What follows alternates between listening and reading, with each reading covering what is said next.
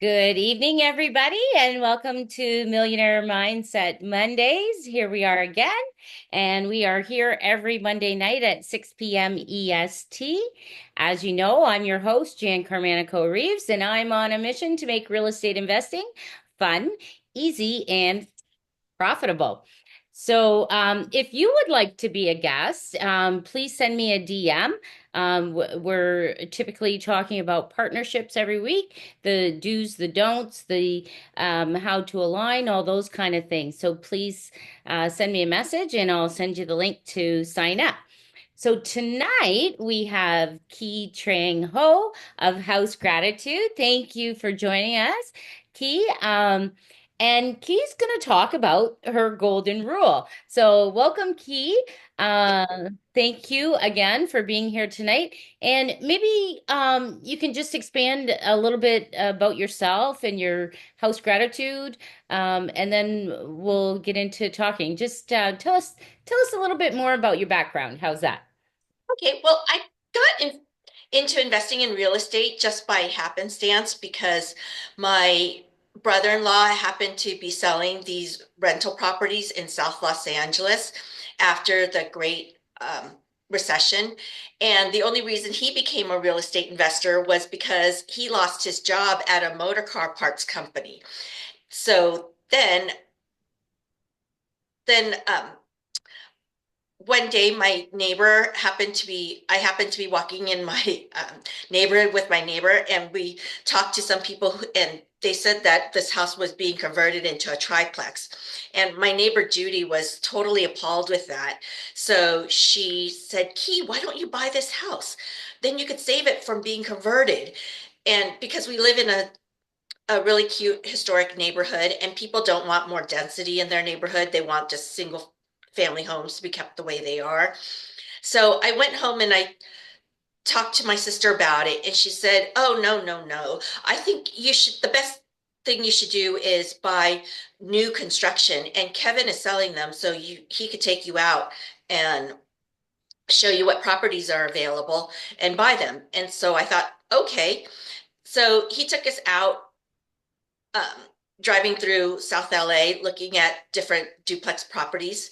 And we just bought one because it was brand new and it looked great. And I only did it because my siblings were doing it. My brother bought like at least three or four properties from, or had already bought three or four properties from him at that time. My older sister had about eight, and another sister and my brother-in-law were in a group with one of his best friends, and they owned like a dozen or so together in a group.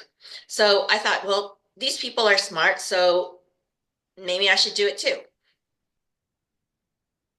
And then so that was 2012. And then I bought another one the following year, 2013. And then we moved to downtown, so we converted the house that we were living in into an Airbnb and then a regular rental. And then moved to, in 2021, I moved to Canada. And what's funny is that I was training to be a financial advisor in the US. And then I came here and I studied for the exam to be a financial advisor. And I applied to a bunch of jobs at the big banks, and I didn't even get any calls for interviews. And so I said, why don't I pivot? And so decided to go into real estate. And because I had a lot of money to put to work from refinancing my properties in Los Angeles. And then so I thought, oh, why not just do this full time? And then so I took the real estate investing network course, and the rest is history. And here you are. Very good. Very good. So, how many do you still own property in Los Angeles? Yes, I have three units there, and then I expanded. I sold one property there and did what in the US is called a 1031 exchange. You don't have that here. And Well, so, yeah, it was talked about in the election campaigns, but no, we don't. yes. Yeah. And There, I sold one duplex in South LA, and guess how many units I was able to buy in Florida out of 2 units? Eight. Oh my So God.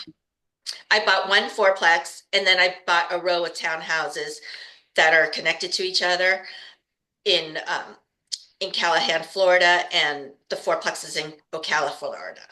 Nice, nice. Very good. Yes, that 1031 exchange, wouldn't that be a wonderful thing to have in Canada or something similar? Yeah. Yeah. Yeah. Well, maybe I think we were talking about that one night and solve the world problems and housing problems and all that kind of stuff, right? But yeah, that's great. So, you came to Canada in what year? Tw Mid 2021. It's Okay. almost been 4 years. Oh, okay. Like in COVID. Hmm. Uh-huh, craziness. Yeah. Yeah. So, and then you got into real estate right away? Um, yeah, about like in 2020, early 2022. Okay. And what area are you in? So I focus mainly on investing in Alberta and Saskatchewan. And I don't invest in Ontario, even though I live in Toronto, because I am very much against um, rent control. And so I don't want to go do any business in any rent control jurisdictions. And in Los Angeles, thankfully, there's rent control there, but not, it doesn't apply to my buildings in particular because they were built after 1978. Okay, but in Ontario there's no rent control after 2017 on new builds. Yes, but I also find that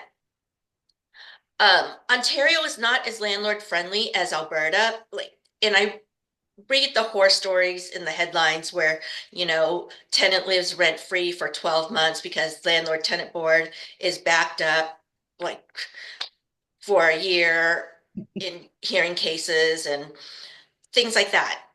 So, and who's to say that they won't change the laws because they're so left leaning here. Change the laws about Rent control, like expanding it to, properties built after 2017 or, all properties. I don't know. yeah. Yeah, okay. Fair enough. Fair enough.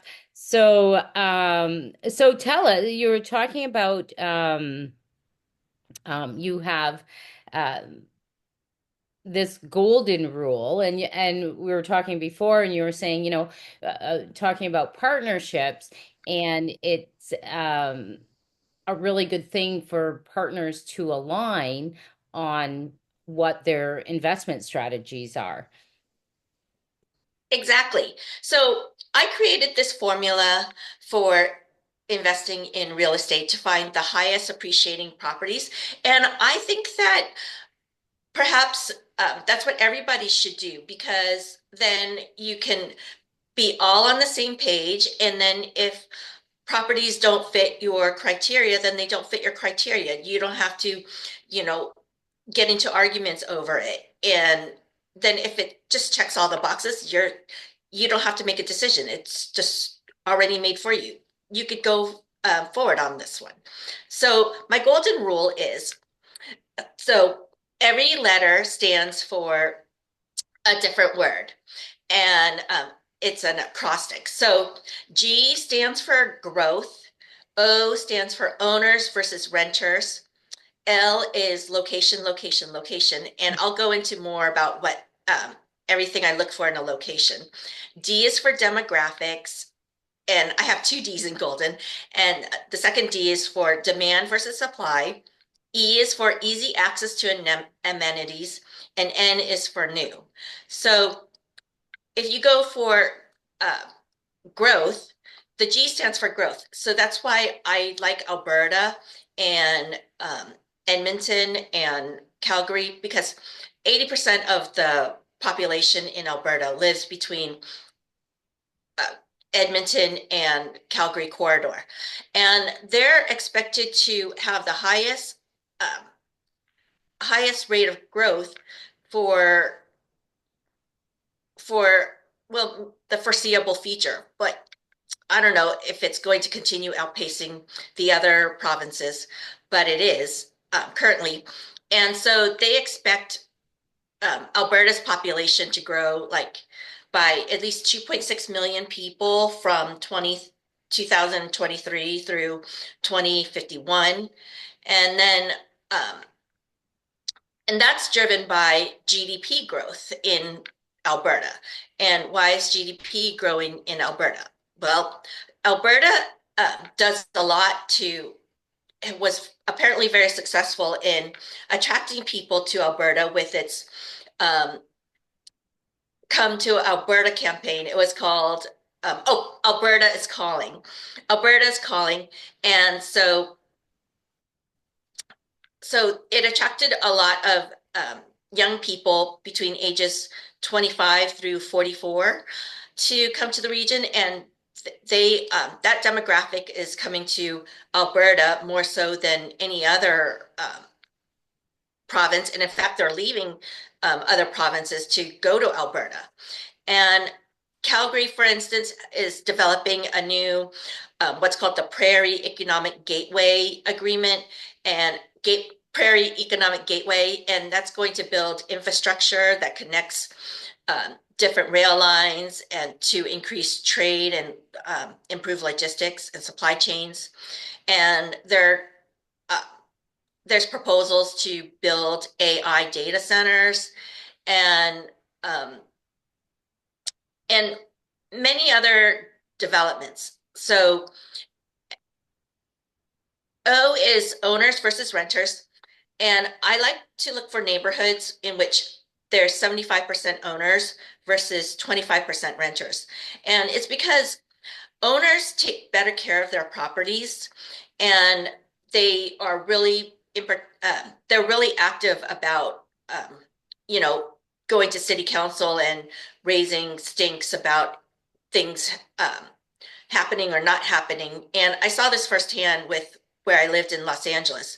It was a very owner centric neighborhood, and the owners in that neighborhood rallied together um, to improve the neighborhood, and we got the city councilman to install a park on one of the corners, and then we got the city council to designate it as a historic preservation overlay zone. So that really limits how people can um, build on their houses and what colors they could use and everything. And so that really increased the value of the properties there because, you know, they're preserving the look of the neighborhood, and that would also prevent small houses from being torn down to be replaced by newer construction or multifamily and things like that. And I saw this when I lived in a condo building too in downtown LA.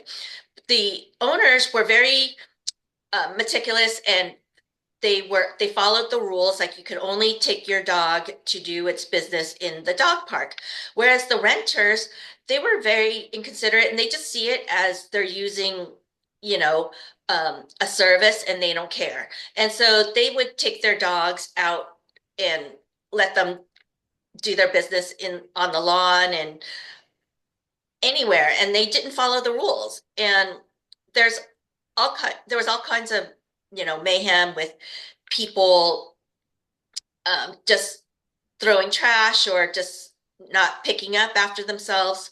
And so I think, and you could also, so you could look for the ratio of owners versus renters on areavibes.com.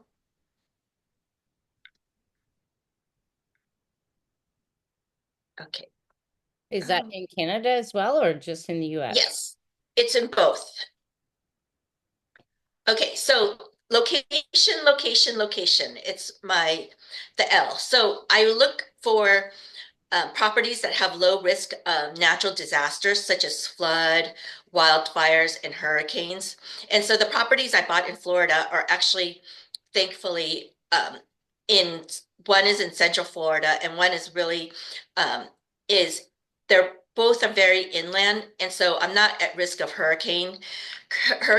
And it's even if my house was hurricane proofed and I lived in a hurricane zone, I wouldn't want to buy in a hurricane zone because all the property insurance in those hurricane zones went up considerably, whereas my property insurance didn't go up that much because it has very low risk. And we saw the same with the wildfires in Los Angeles. Now there's some properties can't even get insurance, or the insurance premiums have gone up so high that people can't afford their homes.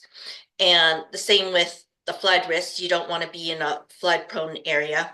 And you could find a lot of natural disaster data on on Redfin and floodrisk.org. I don't know if it applies to Canada. Then I also look for low risk of crime, and I look at the crime rates on areavibes.com. And then I also want low risk of government interference. And so I want landlord-friendly states like Florida, Texas, Alberta, basically conservative states, very red leaning versus blue states. Because in Los Angeles, for example, that's a very liberal area, and it's becoming really socialistic. And so they implemented an eviction moratorium during COVID, and they basically just let renters live rent free for 3 years. And there was nothing that landlords could do about it because it was legislated that way. And so, of course, the tenants took advantage of the situation, and they weren't spending their money on rent. And they posted on Facebook they're traveling the world, and I had a tenant buy a car. Another guy, blew $400 on shoes, and then he had the audacity to complain to me that porch pirates stole them. It was a mess there. And in um, California, there's so many loopholes and um, that tenants can exploit that they could live for years rent free. And and so I just find that really unfair. Okay, then the first D is for demographics. You could look up at an areavibes.com and check the demographics of the area and look at the area median income. And you want the highest possible because you want to attract the highest quality tenant possible. And the highest quality tenant possible, well, for me and my strategy would be a Lululemon mom with with a tech executive husband who are trying to raise two bilingual kids. And these bilingual kids eat omakase sushi and acai bowls. And they also have very high performing academics. And so I also look at the area academics because you want to have you by attracting the highest quality tenants, you're going to also attract longer term staying tenants, so you have less turnover. And with these higher quality people, I it also goes hand in hand with them taking better care of your properties because and just behaving better. And there's also this saying, like, if you buy in scary areas, you're going to attract scary people. Oops. I'm sorry, my slides are.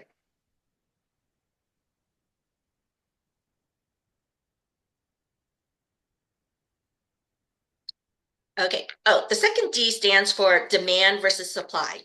So I um, I recommend looking at the vacancy rates in an area you're looking into, and you could get that on the CMHC website and check out what types of properties are under construction and the number of housing starts versus projected population growth.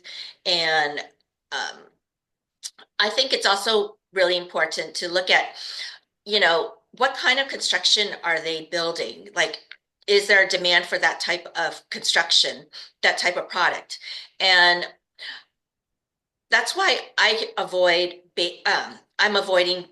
basement suites or properties with basement suites, even though that's everything they're building in Edmonton and Calgary has basement suites. But I prefer properties with a first floor unit that is level and another unit above it. And because I find that people in basements live there a year max or two. And so I have a lot of high turnover. Whereas the larger my units are, the less the turnover. And my most favorite set of tenants are the Garcias in Los Angeles. They've been there since day one, since I first bought the property in 2012. And they always pay their rent on time. And so I haven't had any vacancy loss for that one. Then you want to look at, oh, the second, the E stands for um, easy access to amenities. So you want close access to schools, grocery stores, restaurants, hospitals, especially hospitals, because you'll attract um, healthcare workers who tend to have stable, high-paying jobs. And same with universities and being close to international airports is a bonus. And my ultimate tripwire for finding a good neighborhood is the existence of a Starbucks or a Whole Foods. Because the Starbucks, this may be a chicken or the egg phenomenon, but Starbucks, Zillow has done a study and they found that properties located near a Starbucks appreciated more than those that weren't near a Starbucks. And it could be because Starbucks is very smart in selecting their locations, so they know the best up and coming areas that will attract the best customers, or um, Starbucks just somehow gentrifies a neighborhood. And so that brings in um, more people, more higher quality people, and it attracts other businesses to set up shop by them. And same with Whole Foods. To have a Whole Foods, you have to have a very high income demographic who can afford to spend $10 on a fruit bar. And I also like big box stores like Costco and Target. And let me see. Oh, then the final N is new developments. Like you want look for new neighborhoods or developments where they're building new infrastructure, like a stadium or a mall, transit lines or subway stations. And I benefited from this just luckily. My property in South LA has like more than doubled in 10 years because, and I just got lucky. And so this is another thing that's give and take is that the low income areas in Los Angeles were declared economic opportunity zones. And so investors got, a huge tax break for investing in those areas. And so there was the area by USC was developed massively with new campus housing, and the new campus housing is like resort quality. They have the bottom levels have pool tables and big screen TVs and lounges and also pools with deck chairs and lounge chairs and everything like that. It was a far cry from those cinder block walls I had when I went to college at UCSD. And so then they also brought in a Target and a Trader Joe's and Starbucks, and it just totally revamped the area. And so that just had a ripple effect on the property values in that area. And then I also benefited from the fact that they created a new transit line that went from North Hollywood down to the airport.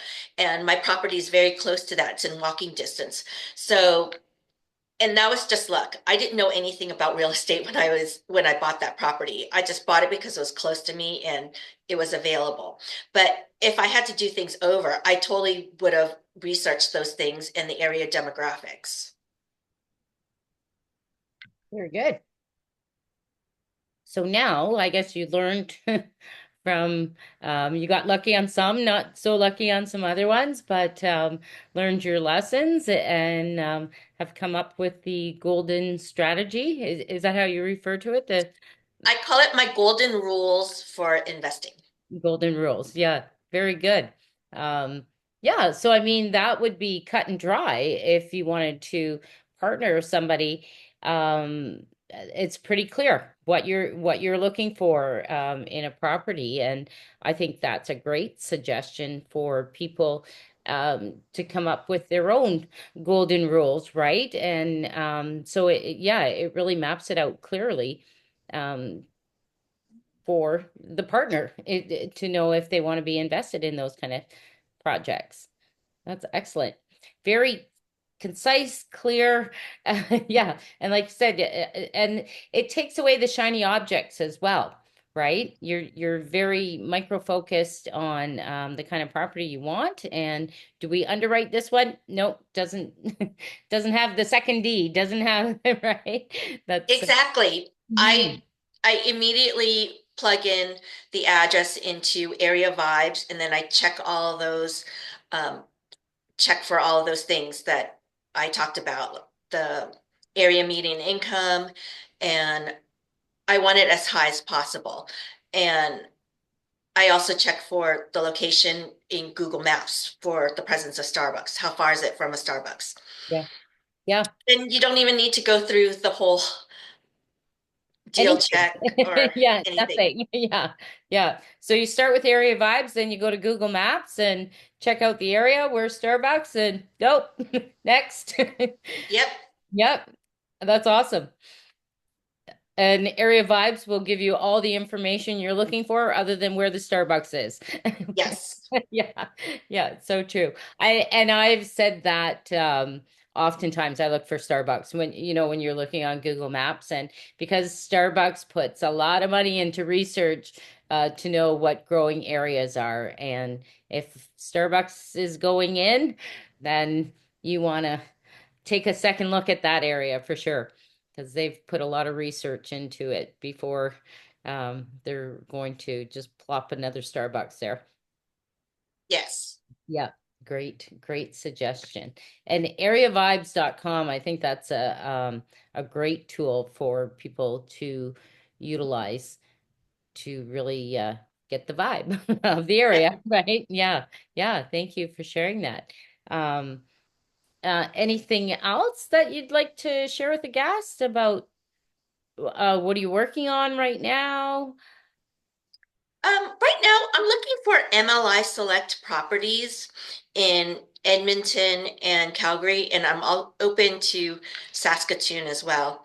And I really like um, Alberta because of the landlord-friendly laws and how it's very efficient. Like, Hmm.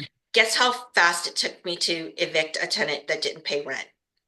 It was almost like 2 months, which is really fast. In um, and it cost me $75, whereas 75 Canadian dollars, which is about $50 US. And so in the US, just doing it myself without a lawyer was just $600 in paperwork. And because you have to pay all these fees to file the paperwork with the court, and then you also have to hire process servers to deliver the the lawsuit to the tenant. And sometimes if they're not home, you might have to do it multiple times. It's so much more onerous. Whereas in Alberta, he was served with um, he was given a decision. Okay, you can um, pay all the back rent with according to the schedule of um, according to this timeline, and if you don't, then you'll be evicted.